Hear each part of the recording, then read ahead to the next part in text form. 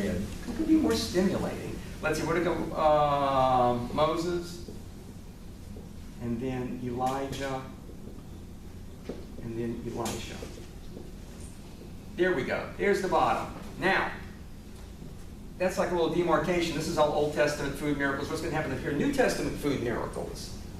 What's something that characterizes all the miracles in the Old Testament? They're always just physical. There's no spiritual dimension to them. What happens in the New Testament, and not in every case, but usually when there are a lot of miracles in the New Testament that have a physical component and a spiritual component because Jesus is working them. It's like saying, I'm bringing some extra stuff to the miracle game.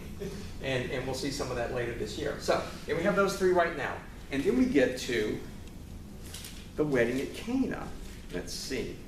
One of the miracles is going to take a long time. That's why I'm kind of breezing through these first ones. Well, I should turn to the correct page. That might help. There we go, the wedding at Cana. Y'all know the story. Jesus and the disciples were also invited to the wedding when the wine ran short. The mother of Jesus said, they have no wine. I love this as people are saying, oh, Jesus is about to rebuke his mama. And he says, Jesus says, woman, how does your concern affect me? My hour has not yet come. And his mother said to the servants, do whatever he tells you. This is, there are some people who will season that where he says, well, why is this my problem? But Jesus does this all the time with people in the New Testament. People come to Jesus and they want something. They want a little favor, they want a little miracle, or whatever it is, or information. And Jesus always responds to them in a way that is not chastising. He just wants to hear what they think. It's like, this is your chance to contribute to this. This is your chance to learn. I'm not just handing out the answers like confetti. If you want an answer, if you want a miracle, let me see what you can bring to the game. And so in this case, what he's doing is he's asking his mom, well, he's not saying, get off my back, I'm not doing it. He says, well, why, this is not my time. Why do you want me to do this? And so, of course, she just tells the people, do whatever he tells you. And there were 6 stone water jugs, each holding 20 to 30 gallons. Fill the jars up with water. So they filled them to the brim. Now, I love this little trick. Is remember, they are out of wine. It's not the same as like, there's still a little bit of wine left. One of the things I tell the kids in Sunday schools, I say, is they had been having this great party, and then they were almost out of wine. And Jesus' mom said, oh, son, they're almost out of wine. Just have this little bit left. And I say, so what does Jesus do? And the kids say, oh, he multiplied the wine. I said, yeah, that's right, but remind me, was there any wine left? And they go, ooh, no, there wasn't. I say, good, so we want to remember that. So anyway, he says, draw some water out and take it to the head waiter, and they found that it had become wine, and they didn't know where it came from, and it was also fabulous. Anyway, this is an interesting miracle. Oh, aren't they all? This one is interesting. Number one, because Jesus made the wine out of no wine at all, which is like way cooler than Elisha, like having, I got a little bit of bread here, and boom, now there's more. More of the same. In this case, Jesus is saying, we have no wine, no problem for me. Just fill those jugs up with water, and then boom, I transform those into wine. It's way cooler. Now, you can imagine people, every time a miracle like this would come up, people at the wedding would say, well, I know they ran out of wine, they're all going back home. Oh my goodness, you know the carpenter guy from Pumpkin Town. Yeah, he came to the wedding, and he's like, they ran out of wine. Some over there talking to the people. Next night, it's like there's like wine in all those big foot washing jugs. I couldn't believe it. It was good wine too. Really? Yeah. Oh, Mary's his mama, right? Right. Yeah. Oh, yeah. I know her. His daddy's dead, right? Yeah. Yeah. Boy, that's pretty cool. And then people always start babbling about Jesus and his fabulous miracle. Now, one of the reasons that this is so important in Jesus' terms is that it's a transformative miracle. He took water and made it into wine. I mean, if you like taking a rock and turning it into a parasol or something, I mean, just nothing in common. Nobody has done anything like this before. And of course, once again, it's like Elisha. There's this incredible abundance. And there's always this thing that's true about a lot of things in the Bible. Is somebody's like cruising along at this level, like the prodigal son, and then he drops down into the pit. And then he does what he's supposed to. And here, tell me this. Here's the prodigal son's happiness graph. This is where he started off and he got the money and everything. Then he lost all his money and then nobody liked him anymore. All right, when he comes back home, does he return to the status quo ante? No. He's got a better deal with his dad. Once he comes back, like he's way up here now. That's that same thing is that when people depend on God, that they're getting more, he'd have been happy, the prodigal son would have been happy for that. Yeah, just treat me like one of your hired servants. Sure, that would have worked for him. But no, God gives him more than he started out with. In fact, this isn't the side. I think that's one of the reasons why his brother was so aggravated. Because his brother's looking, it's like, well, now that jerk brother of mine and my father got a better relationship than I have with my father. What's that about? And, he doesn't care for that. So it's the same thing in this case, is that Jesus said, oh, you ran out of wine? Not only will I give you more wine than you ever thought you would need, but it's going to be better wine. It's like better in every way. This is like a big deal. This is like a foreshadowing of what Jesus is going to bring to the God relationship with the people that they didn't have before. And remember too, is that this person in the Trinity, he's just got the soul, and this one, of course, has the body and the soul. Oh, that is really deformed, isn't it? He has the body and the soul. So, this is just going to be so much more compelling. But remember, in Jesus' day, there was nothing like that. There was God, and he was remote, and he was a spirit. And so, as Jesus began to develop his ministry, there's just people who say, there's no way I can sit there and think that's God. You think that, oh, I'm going to have this trouble. Maybe I'll don't. Just about every time I go to receive communion, I'm going up and I'm saying, Lord, make me like the Roman soldier, because it just looks like bread to me. I say, another deal is, God doesn't want to make it easy for you. You have to believe and accept that this is the fullness of Jesus' body and soul, body, blood, soul, and divinity. And it's always kind of difficult. And it used to be, when I was younger, wrestling with this Eucharistic question. And I would think, if I'd been alive back in Jesus' day, that would be really easy to believe in Jesus. I could believe Jesus was God. He's running around working miracles and stuff like that. You don't really need to have any faith back then, did you? And then the older I got, I thought it was probably at least as hard for those people to look at a human being and in any way say that's God. It would just be insane. People look at you and say, how can you say such a thing? He was born of a woman. We're all sinners. Look at him. He gets sick. He sweats. He's dirty. He throws up when he's ill. God would never do anything like that. It's disgusting. I can't listen to it anymore. Poor people. It was such an adjustment. I think it's probably easier for me to deal with the fact that Jesus makes himself present in bread than it was for people in those days to think that he was God. So that's the next. That was the next miracle. See, we're really zooming along, but this one's going to take a long time. I have to erase.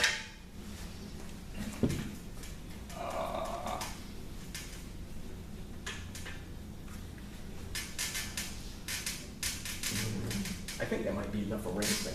I'm hanging on to that for a reason. This next miracle, it's just so fabulous. Let's see, where does it start? This is the day that Jesus was out teaching, and he'd been out teaching, and people had followed him out where there was no fast food joints. And so it was getting to be the end of the day, and what was the problem? They were hungry, yes. So see, these are easy questions. They were hungry. And it says, this is no accident. This is where the passage starts off in John. The Jewish feast of Passover was near. So, that's a time when, you got to eat the right things to have a miracle happen. One of the other accounts says that the people all sat down and there was a lot of green grass to sit on, which is another allusion to springtime and Passover. Anyway, it says Jesus went up on the mountain. So he's kind of up on the mountain and everybody else is kind of lower because Jesus is getting closer to God by being up on the mountain, which makes sense. By the way, mountains are hierarchical by their very nature. We'll be getting to mountains later on this year. This is the thing about Catholicism. You go through a story one direction, and you go through the same story on another direction. You get the same story the fourth time or fifth time. All that knits together into the fabulous fairy circle of Catholicism.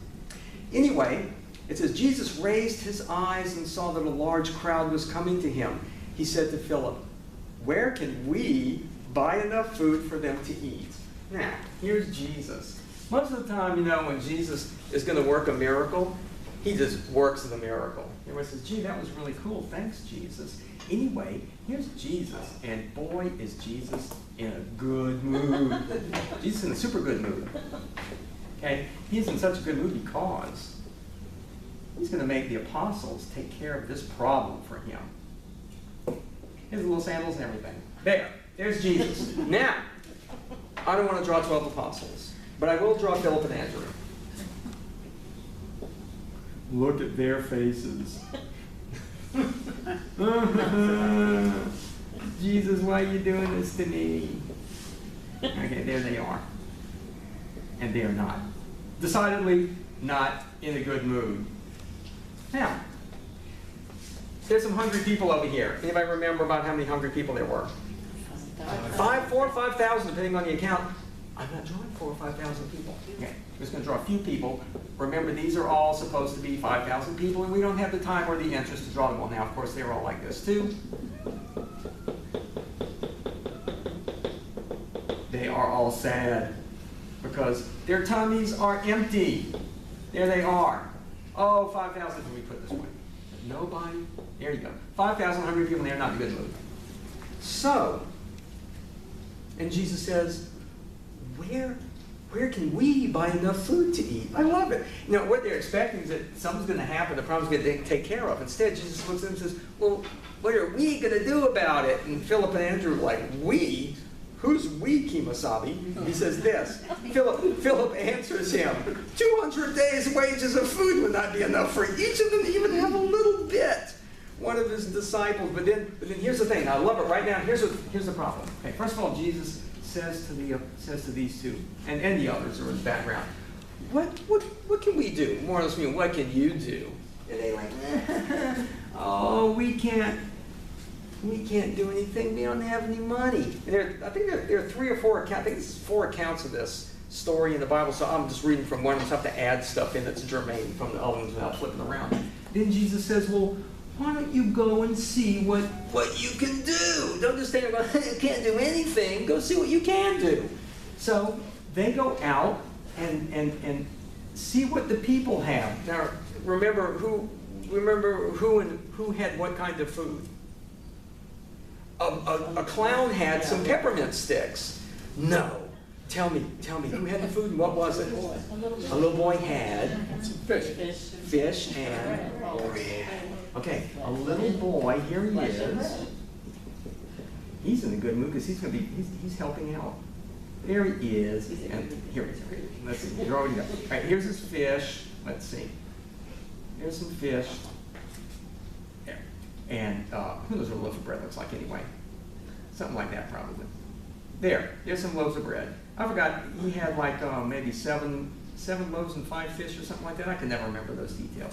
So there's the kid. Okay, so they went out to ask the people. Then the little kid comes out and says, well, I've got this to eat. Now, here's a question. Does this little boy go and bring the food to Jesus? No. Who does the little boy bring the food to? He brings it to the apostles. Yeah. So he brings it to the apostles. Then the apostles bring the food to Jesus. And then he says this. It says, have the people recline. So, oh, there's a boy here who has 5 barley loaves and 2 fish. Okay, yeah. But what good are these for so many? I love the attitude. Well, this is what we found, but what can we do? What can we do? Now, this is the point where they have done everything they can do. They have gone out and talked to everybody. This is all the food that there is. Now they're discouraged because they are at the limits of what human beings can achieve in this circumstance. And so Jesus is going to take up the slack for them. He says, have the people recline. There's a great deal of grass in that place. So everybody reclined, about 5,000 men and others. And then Jesus took the loaves, gave thanks. This is interesting in Greek, what Jesus did. By the way, do you ever go to the Greek festival? You know, they have like the sponsors that sponsor the stuff. I'm curious if they still have this word on the signs for the sponsors. I'm remembering this from Evharisto. Y'all see that on the signs? It's like Evharisto, and under here would be the name of the sponsor. Don't remember that? At least they used to. Anyway, Evharisto is the modern Greek way of saying this. Eucharisteo.